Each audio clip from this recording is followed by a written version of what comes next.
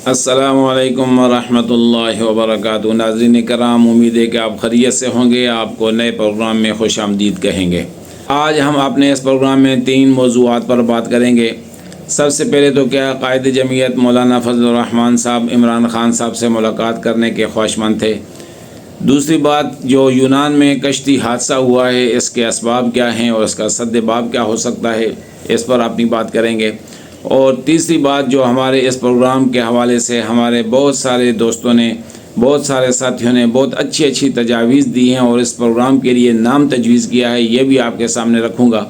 Programme की तरफ जाने से पहले आपसे मैं एक दफ़ा फिर दरख्वास्त करता हूँ कि अगर आप हमारे इस चैनल पर नए हैं तो आप हमारे इस चैनल को सब्सक्राइब करें और बेल आइकन को प्रेस करें ताकि हमारी नई वीडियो का नोटिस आपकी तरफ जाता रहे।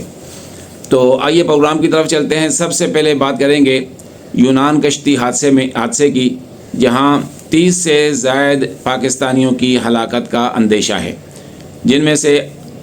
इस वक्त तक 6 लोगों की जो डेड बॉडीज़ मिली हैं उनकी शनाख्त पाकिस्तानी की हैसियत से हो चुकी है, जबकि जो लोग लापता हैं, ज़ाहिर समंदर के वाक़े में लापता होने का मतलब ये है कि वो समंदर में अपनी ज़िंदगी की बाजी हार चुके हैं। ताहम हम दुआ तो कर सकते हैं कि अल्लाह रब्बुल इज़्ज़त उनकी, अगर ज़िंदगी है तो उनकी हिफाजत और उनको सलामती से अपने प्यारों के साथ बचाए। बहरहाल ये कितना बड़ा हादसा है, कितना बड़ा अलमिया है कि पाकिस्तान के नौजवान अपने मुल्क से निकलने के लिए, यूरोप जाने के लिए और बेहतर मुस्तकबिल के ख्वाब लेकर आँखों में सजाकर, वो इस बात को भी अब तो परवाह नहीं कर रहे कि उनकी उम्र पैसे कमाने की है या नहीं है। अब ये जो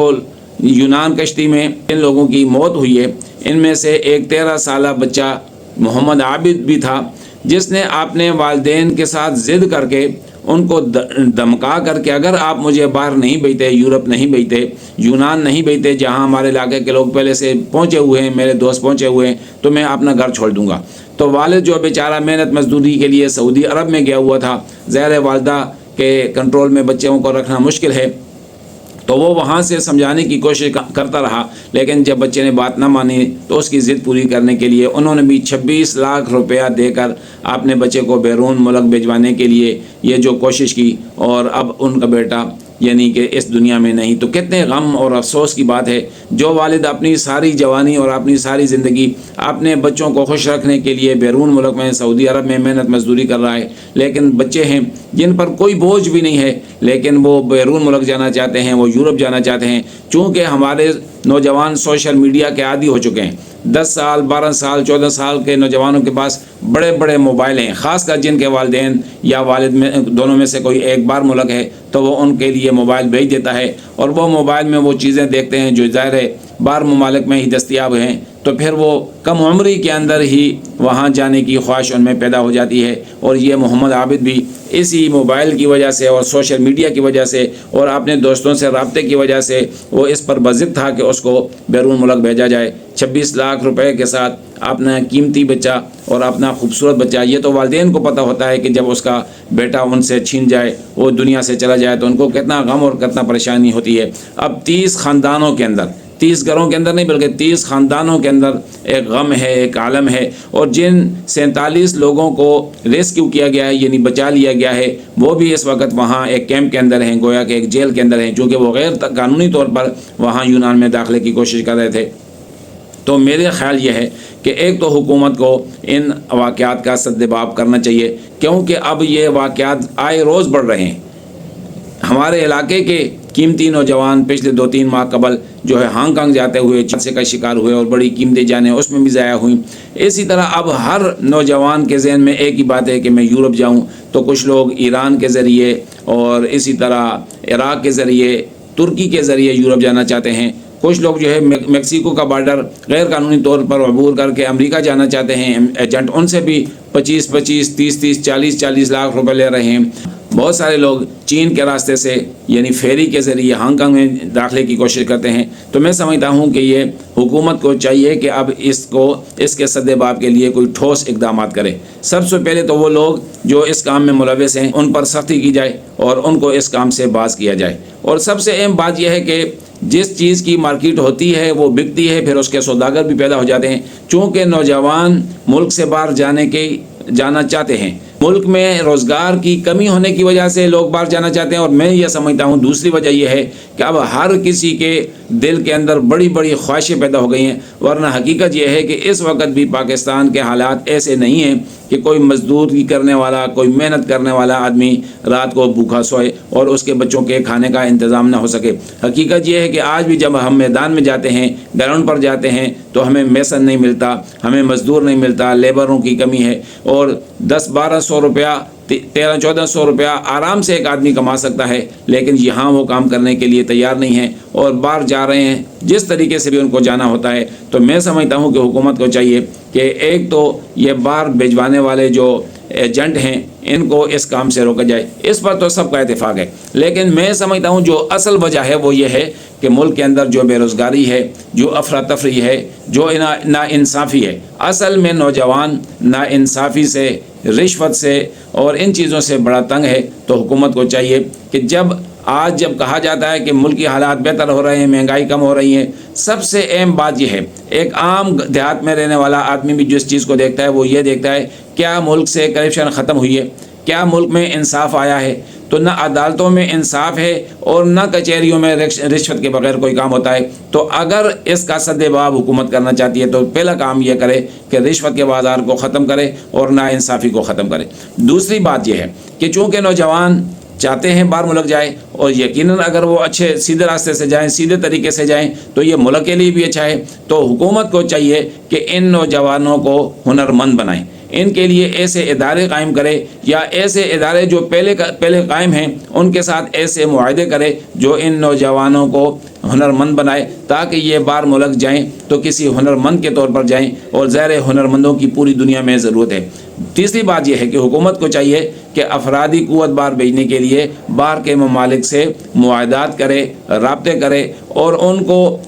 گارنٹی کرے کہ ہم اپنے لیبر بھیجیں گے، ان کی ہر حرکات اور سکنات کے ہم ذمہ دار ہوں گے۔ اور جب حکومت گارنٹی کرے گی تو ظاہر ہے حکومت کو چاہیے کہ ان لوگوں کو باہر بھیجنے کے لیے، جو اپنا رزق حلال کمانے کے لیے جانا چاہتے ہیں، بہتر مستقبل کے لیے جانا چاہتے ہیں، تو سب سے پہلے ان کی اخلاقی تربیت کی جائے۔ ان کو یہ بتایا جائے کہ آپ جب ملک سے باہر جا رہے ہیں، رزق حلال کمانے کے لیے جا رہے ہیں، اپنی ضرورت پوری کرنے کے لیے جا رہے ہیں، تو آپ صرف اکیلے نہیں جا رہے بلکہ آپ اپنے ملک کے سفیر ہیں۔ آپ کے اچھے اخلاق ہوں گے، آپ کا اچھا کردار ہوگا، تو بیرون ملک میں آپ کو بھی فائدہ ہوگا، وطن اور قوم کو بھی اور ملت کو بھی فائدہ ہوگا، اور اس سے ہم سب کی عزت میں اضافہ ہوگا۔ لیکن اگر خدا نخواستہ جو موجودہ صورتحال ہے، جو پاکستانیوں کی بیرون ملک سے شکایات آ رہی ہیں، جو بیرون ملک کے لوگ ان سے جو تنگ ہو رہے ہیں، اس سے تو کہیں ایسا نہ ہو جائے کہ پوری دنیا سے ہمارے ہنرمند بھی واپس آ جائیں اور ہمارے نوجوانوں کے لیے راستے بند کر دیے جائیں، دروازے بند کر دیے جائیں،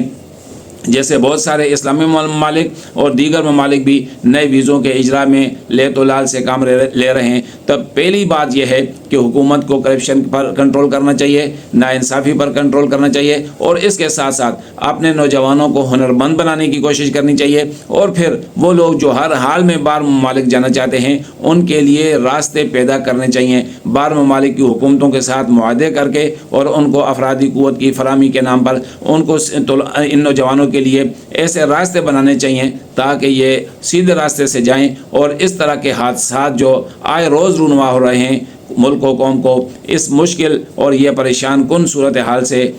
بچایا جائے، اور نوجوان جو قیمتی جانیں ضائع کر رہے ہیں، اپنے والدین کا مال اور سرمایہ بھی ضائع کر رہے ہیں، چونکہ بہت سارے لوگ چلے جاتے ہیں، 90% لوگ جو یہ رسک لے رہے ہیں وہ باہر ملک جا رہے ہیں۔ جب وہ 90% سے بھی زیادہ لوگ جا رہے ہیں تو جو پیچھے یہاں بیٹھا ہوا ہے نوجوان، جو صرف سوشل میڈیا دیکھتا ہے، وہاں کی ٹرینیں دیکھتا ہے، وہاں کی گاڑیاں دیکھتا ہے، تو بس اس کے ذہن میں یہ ایک چاہت پیدا ہو جاتی ہے کہ کون سا وہ گھڑی ہوگی، کون سا وہ وقت ہوگا جب میں وہاں پہنچوں گا۔ تو جب یہ راستے میں بغیر سوچے سمجھے پیسے بھی دے دیتا ہے اور جاتا ہے، تو راستے کی بہت ساری مشکلات کا سامنا اس کو کرنا پڑتا ہے، اور جو پہنچ جاتے ہیں ان کو بھی پتہ ہے کہ کتنی مشکلات ہیں راستے میں۔ کئی دن ان کو بھوکا رہنا پڑتا ہے، کئی دن ان کو پیدل چلنا پڑتا ہے۔ کچھ لوگ تو راستے پیدل چلنے کی وجہ سے اور بھوک کی وجہ سے زندگی کی بازی ہار جاتے ہیں، اور کچھ پھر بارڈر سیکورٹی جو ہے ان کی وجہ سے ان کی مطلب ہے کہ جان چلی جاتی ہے، کچھ لوگ اس طرح سمندر میں حادثات کی وجہ سے ان کی جان چلی جاتی ہے، تو یہ انتہائی افسوسناک بات ہے۔ اگر حکومت چاہے تو اس کا سدباب ہو سکتا ہے کہ ایک تو افرادی قوت کے ذریعے باہر ممالک کے ساتھ معاہدے کیے جائیں اور جو نوجوان جانا چاہتے ہیں ان کو بھیجا جائے، لیکن سب سے پہلے کہ جب یہ باہر جائیں تو ان کو ہنرمند بنایا جائے اور ان کو اخلاق سکھائے جائیں، ان کی تربیت کی جائے کہ یہ کس حیثیت سے جائیں گے اور وہاں کس انداز سے انہوں نے زندگی وہاں بسر کرنی ہے، کس انداز سے وہاں کام کرنا ہے۔ تو اس سے انشاءاللہ نہ صرف نوجوانوں کے لیے راہیں بھی کھلیں گی، بلکہ میں سمجھتا ہوں کہ پاکستان کی عزت افزائی بھی ہوگی، بحیثیت قوم ہمارا عزت اور احترام بڑھے گا، جو اس وقت میں سمجھتا ہوں کہ پوری دنیا میں ہمیں نظر کہیں نہیں آ رہا۔ اور دوسری بات کہ کیا مولانا فضل الرحمان صاحب عمران خان صاحب سے جیل میں ملاقات کرنے چاہتے تھے یا ان کا کوئی پروگرام تھا؟ تو میری معلومات یہ ہیں کہ پی ٹی آئی کے کچھ دوستوں کا، کچھ لوگوں کا خیال تھا کہ مولانا صاحب عمران خان صاحب سے جیل میں جا کر ملاقات کریں، لیکن مولانا صاحب اور جمعیت علماء اسلام سب کا یہ موقف تھا کہ عمران خان سے ملاقات کرنے کا اس وقت کوئی فائدہ نہیں ہے، کوئی ضرورت نہیں ہے، چونکہ وہ ایک تو جیل میں ہیں، وہ کسی مذاکرات میں اگر شریک بھی ہوں گے، کوئی بات بھی کریں گے تو ظاہر ہے وہ ایک مجبور ماض، جو آدمی جیل میں ہوتا ہے، جو قید میں ہوتا ہے، اس کی چونکہ آزادی ہی سلب ہوتی ہے، تو اس کے ساتھ کوئی بات کرنا اس کا شاید کوئی فائدہ نہ ہو۔ پی ٹی آئی کے دوستوں کا یہ خیال ضرور تھا کہ مولانا صاحب جیل میں جا کر عمران خان سے ملاقات کریں اور اس سے ان کے ساتھ اظہار ہمدردی ہو جائے۔ شاید جمعیت علماء اسلام نے ضرورت محسوس نہ کی ہو، کیونکہ پھر اس وقت صورتحال بھی یہ ہے، میں سمجھتا ہوں کہ جمعیت علماء اسلام بھی اور مولانا فضل الرحمان صاحب بھی یہ سمجھتے ہیں کہ پاکستان کی ڈگر گوں صورتحال میں سب سے جو بنیادی چیز کی ضرورت ہے وہ امن کی ضرورت ہے، اور احتجاج کے بجائے اس وقت حکومت جیسی بھی ہے، 45 کی ہے یا فارم 47 کی ہے، اسی کو آگے چلایا جائے اور اسی کے ساتھ گزر بسر کی جائے، کیونکہ ملک کے حالات انتہائی ناگفتہ بے ہیں، مالی صورتحال بھی پریشان کن ہے، اور اب بمشکل کوئی اچھی خبریں آنے لگی ہیں۔ تو میں سمجھتا ہوں کہ چونکہ ہنگامی صورتحال میں تو انسان کو اپنی جان بچانا، اپنا ملک بچانا ضروری ہوتا ہے، بجائے اس کے کہ یہ دیکھا جائے کہ کہاں ظلم ہوا ہے۔ اس میں کوئی شک نہیں ہے کہ جمعیت علماء اسلام کا یہ موقف ہے کہ یہ جو الیکشن ہوئے ہیں یہ فراڈ الیکشن تھے، اس میں ناانصافی ہوئی ہے۔ بہرحال مولانا صاحب ہمیشہ ملک اور قوم کی بہتری کے لیے ہر قسم کی قربانی کے لیے تیار ہو جاتے ہیں، اس لیے مولانا صاحب کا خیال یہ تھا کہ اس وقت عمران خان سے ملاقات کا کوئی فائدہ نظر نہیں آتا، اور اگر مولانا صاحب چاہیں بھی کہ وہ عمران خان سے ملاقات کریں تو میں سمجھتا ہوں یہ ایک بہت بڑا کام ہے۔ اس کے لیے مولانا صاحب کو اپنے اداروں سے منظوری بھی لینے پڑے گی۔